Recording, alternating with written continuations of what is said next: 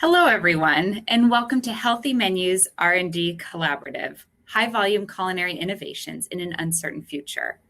I'm very excited to introduce Pam Smith, who is co-chair of the CIA's Healthy Menus R&D Collaborative. She's a nutritionist, culinary consultant, best-selling author, radio host, and has hosted all 24 years of the Epcot International Food and Wine Festival. There is no one better to bring to the stage to moderate this informative session. Pam, it is an honor to have you with us today.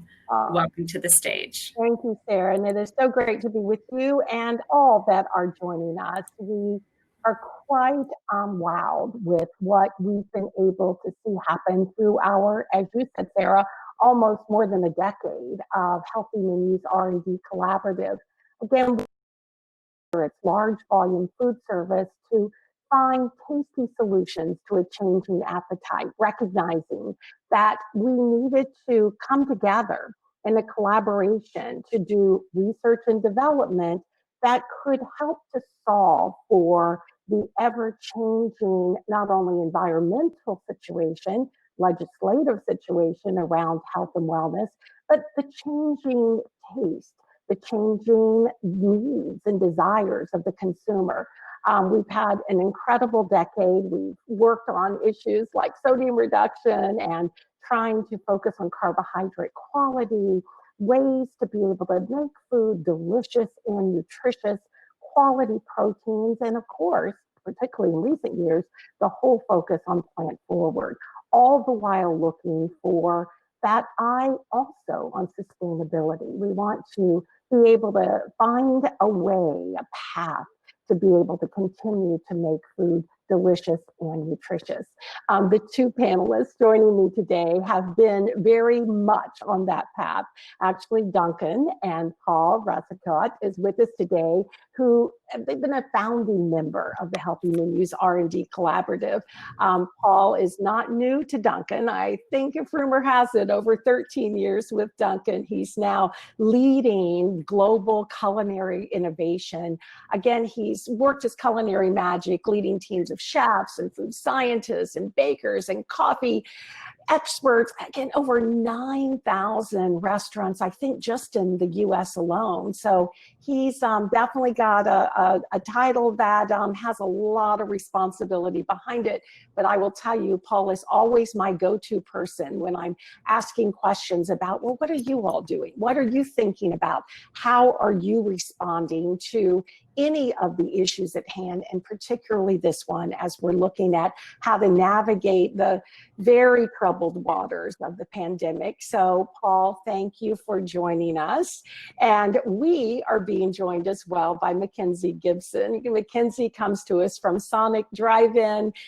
Again, Sonic joined as part of the Healthy Menus R&D Collaborative just a few years into it, together with her partner in crime, Scott Uline. They always, again, like Paul, have such a voice because they're in the trenches. Again, what I find so incredible about what Duncan has done and what we see Sonic doing every single day is being able to elevate health and wellness into some surprising ways for QSR and the landscape that you're living in. Mackenzie has also been working with Sonic for a whole lot of years, working with innovation and R&D. She, years before that, was with Jack in the Box. She has a food and nutrition background, even worked on Garden Burger, if the truth be told. So we love having Mackenzie in any conversation. And again, I welcome both of you into this conversation today, which is what I want it to be, just to help those that are joining us come to understand what you're dealing with on a day-by-day basis, how you're looking at short-term, how you're looking at midterm, and trying to look into the crystal ball for long-term. So let's kick it off and get started. And maybe a good place to do it is, Mackenzie, I mean, people are just wowed by the fact that Sonic did the Slinger. Again, that beautiful mushroom beef blend that wowed the QSR market. Paul, again, you all throughout the years, from doing that incredible egg white flatbread to even more recently doing the Beyond Sausage Sandwich, you just continue to innovate around not only health and wellness, but around the taste preferences of your people. Is that still going to happen? Paul, answer us first. Well, first of all, Pam, thank you for the intro. Can I have you introduce me at all meetings? All meetings, you do absolutely. A great job, right? Yeah, of course it's still going to happen. You know, we've been connected for many years, you and I. So we always talk about the journey Duncan's been on, and it's been quite a wild ride. So we're always going to lead with taste. You know, we've always talked about that. And as these health trends play into it, you know, we evolve our menu, always leading with taste. And who knows where it's going to take us? We've definitely evolved from a place where we were, where I think when we first joined HMC, we learned a lot. We were being a little bit prescriptive on telling people, this is what better for you is. And then they told us, don't define it for me. I'll tell you what better for me is. So we evolved our menu to be a brand of choices. That's been good, but seeing what we have permission for as we move forward is always interesting. I mean, we're doing things now, you know, some of the things you mentioned, I throw matcha in there, where that's a drink a few years ago. We would never thought you'd go to Duncan for matcha, Wow. And it's been doing quite well for us. That's awesome. I love that. I love that. And Mackenzie, similarly, I mean, you've had the Slinger, you've had the broccoli tots, you've had your very cool breakfast bowls. Again, has that been put on the back burner, or is it still part of the conversation to be able to meet that demand, if you will, for certain of your demographic, that desire for things that are better for you and more sustainable? I think that, you know, Sonic is approaching better for you or sustainable in a very pragmatic way. Just like Duncan, we're really looking at it from a taste perspective, and we're speaking to the customers that want something that may feel better for you and may be better for you, but at the end of the day, it really has to taste great. And we have seen consumers recently move to a little bit more of the comfort feel side of the food, whereas maybe in the past they were seeking out a true better for you meal. But yes, I definitely think the broccoli cheddar tots, everything we do has that better for you feel, or has a comfort feel with a better for you twist on it. I don't think we ever could go out candidly with a straight, all plant-based protein. That's not who Sonic is.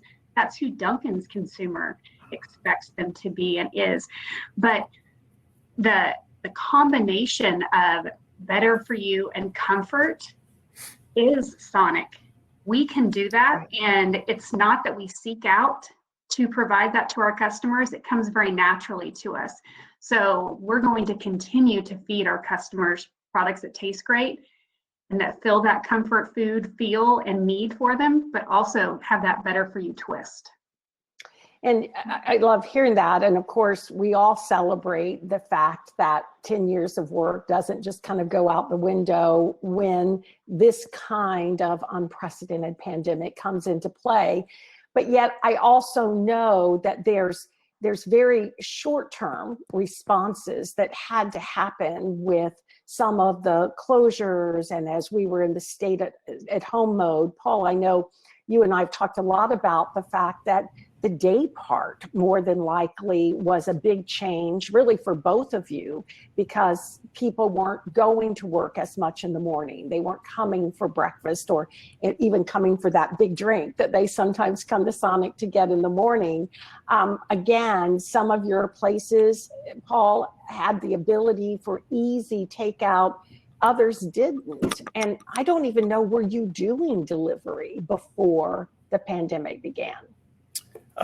We had started work with some of the aggregators, Grubhub, for example. So yes, that everything had already been in play. We have curbside pickup at probably 1/10 of the locations. Obviously, drive-through is a huge part of our business. Fortunately, we already had, we're in digital with our app, Perks membership, can order mobile app ordering. So everything was in place, luckily for us. You're right, though. Breakfast is, it's the ritual. It's the everyday habit, people coming on their way to work, and that was totally disrupted. So for us, there was a shift. Luckily, we've been rebounding great, which is great to see. But it was a shift, whereas everything, a huge portion of our business before 11 a.m., we saw that shift, more mid-morning people coming in into the early afternoon. Some of the things that we had in our pipeline, we were already planning on doing or testing, just accelerated. So snacking became big. Some of the things would come out with snacking. That's what people wanted. Obviously, our Duncan refreshers, that was white space for us, something we were thinking of testing. We said, let's go to launch on that. So that's worked out well for us. It has accelerated things in many ways that we were already pursuing. There wasn't a lot that we had to totally pivot and say, hey, we weren't thinking of this. Now let's start doing this. But it did create a huge fire drill for us. The biggest thing for me on my end, as you know, when we're working, we're on the innovation side. So we're testing ideas that will feed, not this coming season, but down the road a bit. So we had to revamp how we were going to test. Typical market tests going into stores for summer were totally blown up. So we had to rethink how we're going to get some consumer feedback on products in the midst of a pandemic, not knowing if restaurants were going to be open. So that was a big challenge for us. I am sure. Well, I'm going to be eager to hear how you navigated that challenge. Mackenzie, similarly, did you find, because we're hearing that everywhere, that projects that may have taken 2 years to really launch, all of a sudden, snacking, as you said, Paul, refreshers, as you say, all of a sudden they get on this quick, fast trajectory, and we have that acceleration factor. Did you have anything kind of on the back burner, Mackenzie, that in that short-term response, all of a sudden did lift off? We, over the past couple of years, have really worked hard to store finished products in our pantry. So in our pipeline, we have fully validated products. And that's a little bit different than how a lot of companies work. We don't test products and then immediately roll them out. So one of the benefits to that is we didn't have to scramble in the most recent months. A lot of the things that we really needed, and just like Paul said, we were way out in the future. We prided ourselves on saying, hey, we've kind of got something for that. They have been thinking about those refreshers and we're not going to test them. We're going to go ahead and put them out. That's, as innovators and developers, that's what we do all the time. So it's exciting that you have already thought of something and now you find a need for it. But at Sonic, we actually think of that. We try to think of it long enough, far enough ahead that we put it in this pantry. And so when brand needs to promote it, it's already ready. And so we actually didn't have to accelerate a lot. We did look at our promotional calendar and sort of had to switch some things around. But a few of the things that Paul experienced, we experienced the exact same thing on the testing, taste testing. How do you get in front of 25 people 4 times a day to, get 100 burgers taste tested? Well, you can't do that in a pandemic. So as we were working through our pipeline to get more products into our pantry, that's really where we had to scramble. Vendors stopped working in their kitchens and then they started sending samples from at home. Those were sort of the things that really made us scramble, not so much how we could pivot and turn an idea into something we could launch quite as quickly as maybe we needed to do 3 or 4 years ago. Right. And you all had already been working on the snack category. So that was again, not a new thing. So shifting day parts. And of course, there is something about your very brand, drive-in, makes people feel very socially distanced already. Absolutely. And just what they're doing. So talk about the right thing at the right time, right? Yeah, that's exactly it. We did luck out in terms of your comfort is in your car. A lot of restaurants have drive-throughs. Sonic has a drive-through, and we have a drive-in. It's one part of the success of Sonic, but when you're in your car and you have your mobile app to order, it definitely makes you feel comfortable. And between that and being with your family, it definitely provided that perfect situation for you to feel very comfortable as the world was somewhat collapsing around you. Right. In a very unfamiliar Yes. space, you could feel good in a more familiar pace. Yeah, and very I can see that very much. Yeah, very much. Well, Paul, how did you all overcome the consumer panels? I mean, did you just decide to roll the dice and go with it? Did you find a way to do it virtually?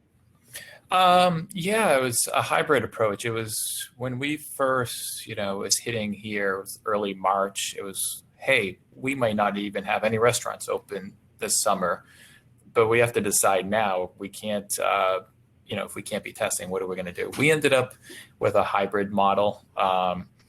We did what we call alpha tests for operations, which we would do on any product, just making sure that, it's how it's going to behave in store for the crew. And we did glorified versions of that, where driving distance, everything had to be driving distance from here where we're based, so we could check on those tests. And we put 10 stores per product. And on beverages, we did 9 different tests. And first 3 weeks was traditional alpha, make sure that they're executing it well, there are no issues, nothing we have to change. And then we worked with our insights team to drive consumers, some consumers as well as ones that we'd like to come visit us more often. And essentially it was kind of like a survey monkey, so to speak, of what do they think of the product. So it's not traditional what we'd want to get out of a typical market test, like demand planning, is it cannibalization versus incremental and all that. It was just more of, hey, if we get to build a calendar for next year with some new beverages, and we want to include these of the 9 we tested, here are the ones that rose to the top, and here are the ones we'd recommend moving forward. And surprisingly, it did, it was a really well-run test. So it's went well enough that we're thinking of how else we'll implement these kinds of tests moving forward. So not everything has to be this big old grand market test. We can, utilize other tools in the toolbox, so to speak, and get probably some quicker reads too on things we want to move forward with. Right. It's interesting. Carla Hall in the earlier session said her papa used to always tell her you can't go home. And I think it's an interesting thing that just because we've always done certain things certain ways doesn't mean that we might ever do them exactly that way again, right? I think you're right. We keep talking about that, not just the things we had to do, but what else? I think everyone's going through this, right? You're like, right. Hey, some of those meetings that went away during the pandemic, we really didn't need those meetings.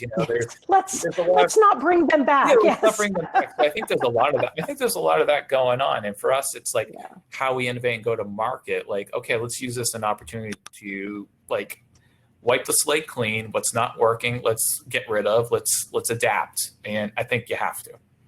Yeah, I think there's a lot of streamlining going on in every business, but specifically the restaurant business. It's part of what we're morphing into. And speaking of morphing, you had mentioned the matcha, just being you would not even have thought of that a year ago or would have expected it would find its way.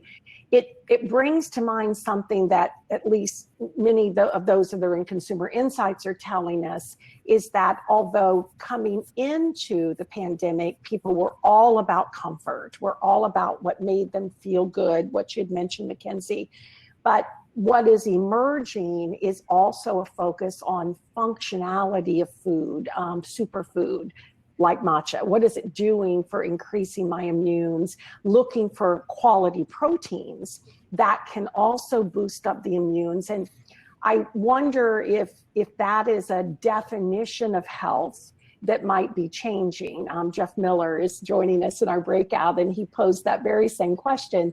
Is that definition changing rather than focusing on what to leave out of food, maybe what we would have called healthy in the past, lower in salt, lower in sugar, lower in, is it now all about what's in it that's going to give people, at the same time, that comfort and familiarity, maybe that superfood boost that they're also looking at?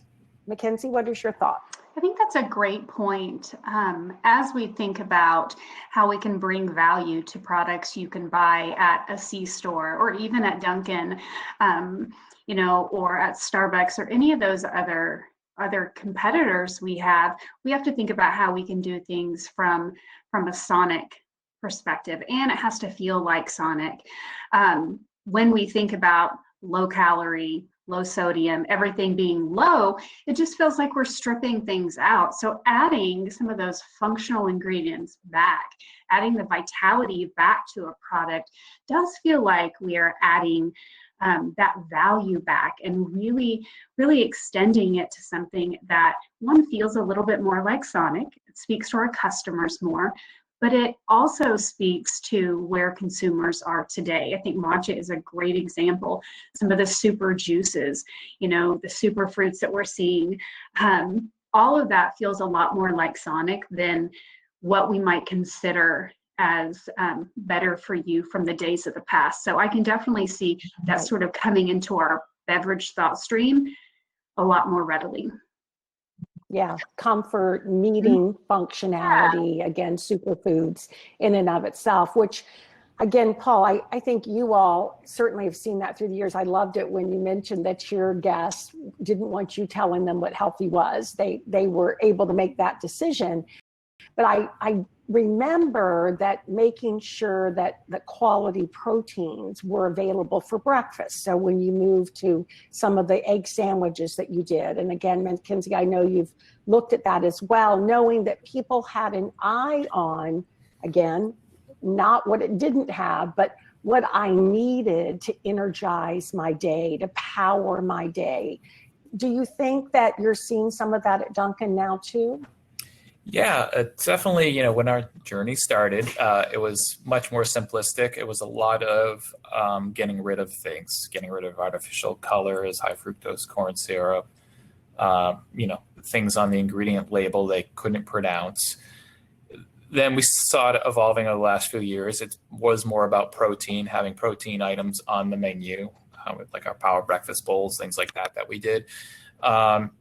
And I think, where it's going now, I think it was going anyway, but again, everything's just accelerated. So with the refreshers, the B vitamins in there, people gravitate toward. It's more about, like you said, things that this product is going to do for me. It has to have a job, so to speak. I want it to help my immunity. I want it to make me less stressed, things like that. So it's really like products have to have a job for people.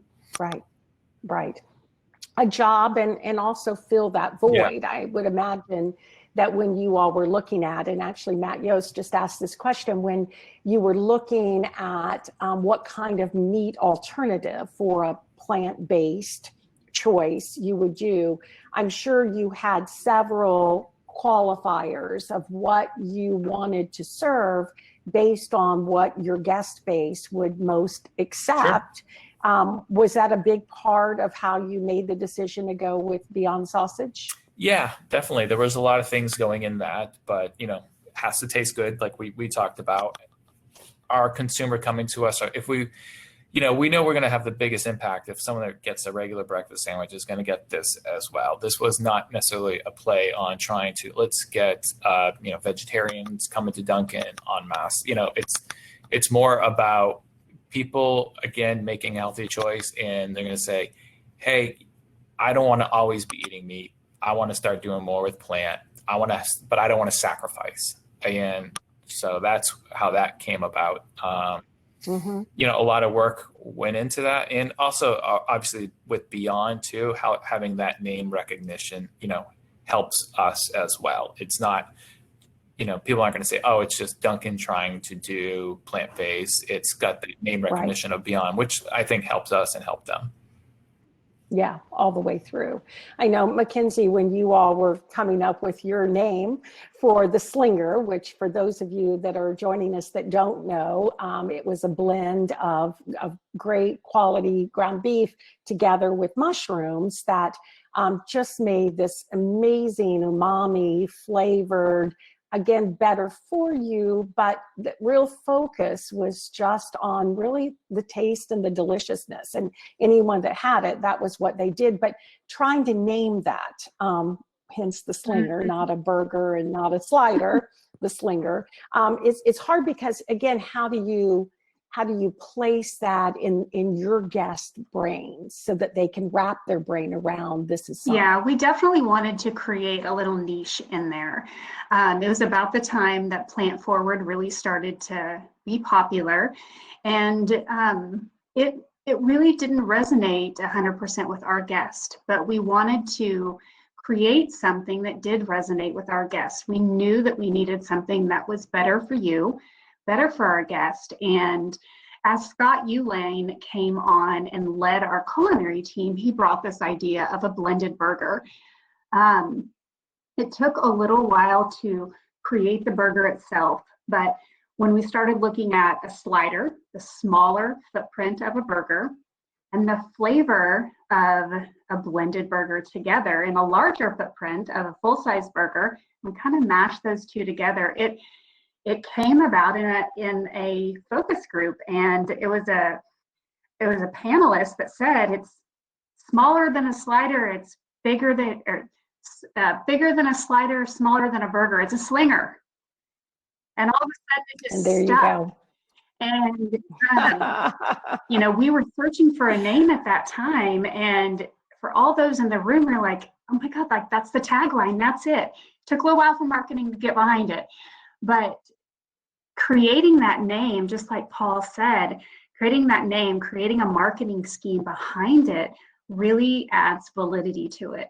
Yes, it's the taste. Mm-hmm. Yes, it's the flavor. Mm-hmm. It absolutely has to deliver on that. But you do want to build credibility behind it. I think that's people can relate to and they can call it by name. So it was that sort of this perfect hybrid of which I love. The name, the size, the flavor, and the need all together. And both the Beyond sausage breakfast and the Slinger both also have that touch of sustainability and as well. It's not just better for my body, it's better for the planet, for those people that have that growing, evolving focus. And we've just got a couple more minutes, sadly, because I could really do this the rest of the day. You're two of my favorite people in the world, and we love to talk. But how does sourcing play a part in this maybe mid-COVID time, but particularly long-term? Do you think that your guests care more about where their food is coming from? Are they more concerned, or do they just want to know the restaurant's clean? What's most important to them now? Paul, any thoughts? I would say for us, it's definitely at the restaurant level. Sure, they want to go to a place that's clean, that they know the food they're getting is clean and safe and all that. Sustainability, I would say, is rising with our consumer base, that they're starting to look for those things. Definitely on the coffee side, when they're looking at, want to know the sourcing, but I think that's going to permeate the rest of the menu in the years to come. But right up front, first things first, table stakes. Is this Duncan down the street going to be, clean? Am I going to feel safe going there? So we put a lot of emphasis behind that. Yeah, and convenience too, right. Being able to get it quickly and in and out, because people don't want to stand in those socially distanced we knew lines. we had that as an advantage, and it's like, let's not blow this. Let's make sure the restaurants are ready for it. Yeah, for sure. Mackenzie, how about for you? What do you think your guests are looking for in terms of source? We've talked to a lot of guests, and we're in the exact same spot Duncan is. It's providing the most safe environment possible for our guest. They continue to tell us that safety is their number one priority right now, not only for themselves, but for their family. Food quality is their second highest priority. Sustainability has continued to work its way up our chain, but I don't think it's as important to our guests as maybe it is to some of our other, friends, but it is something that is at least on our radar now. And that's through a lot of the work that we've been doing through Menus of Change and HMC. We continue to talk about it, and we keep putting out relevant items and speaking about it in a way that really connects to them. Right. I love that. I love that. And again, it's interesting because this is one time I think ever that I've seen consumer insights showing that, always taste was number one. It ruled, it was king, but all of a sudden safety is certainly coming up, to rival that. So Sarah, I have a feeling that we're kind of coming to our time to say our goodbyes. Pam, just like you said, we can carry this conversation on for hours. So insightful. But unfortunately, we have to get ready for our breakout session. But everybody, please stay tuned because we are going to come back to Pam, Paul, and Mackenzie for 6 words or less for some takeaways that they would like to share with you. But for now, real quick, if you take a look to the left side of your screen, you can participate in a number of activities here in a minute. You can click on the networking tab, which will match you up with another attendee for a quick 4-minute conversation, just like if you were with us at Hyde Park and getting a cup of coffee. We also have lots of culinary demos, trends presentations, and insightful videos in the expo booth. And then you can also go to the expo booth for a number of our Meet the Authors today. Lots of book signings going on. And last but not least, if you participate in these activities for 6 weeks, you are entered into a raffle for registration and travel to be with us next year while we can join each other together in Hyde Park. But for now, Pam, in 6 words or less, what is your top takeaway for the audience today? Well, I can never say anything in 6 words or less, but because all I want to say is COVID go away, right? That's the first thing. And I will say not COVID go away, but count the words 2020 go away. 3 words. Oh my gosh, Pam, I think I might be with you on that one. And then Paul, how about for you?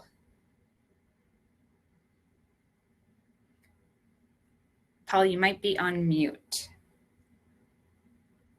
Or reflecting. That's okay. We'll go to Mackenzie. Okay, I think I'm speaking over him. Can you hear me? I can hear you. Yes. Okay, great. I put a lot of thought into this, but I could have went the culinary way or the COVID way or the wear a mask way, but as I thought about it, the topic was pivoting. And so my words are change is inevitable, so be flexible. Oh, I like that Love one. That. And Paul, do we too. have you again? No. I think not. We'll have to. Oh, I'm sorry. There he is. You guys were Okay. buffering. So my 6 words, what I've been telling my team, Yes. stay strong. We'll get through this. I love that. You guys, So great way to end. We'll get through this. Thank you all. absolutely. Thank you. And thank you so much for joining us. And I hope that you enjoy the rest of the sessions today. Thank you, guys. Thank you.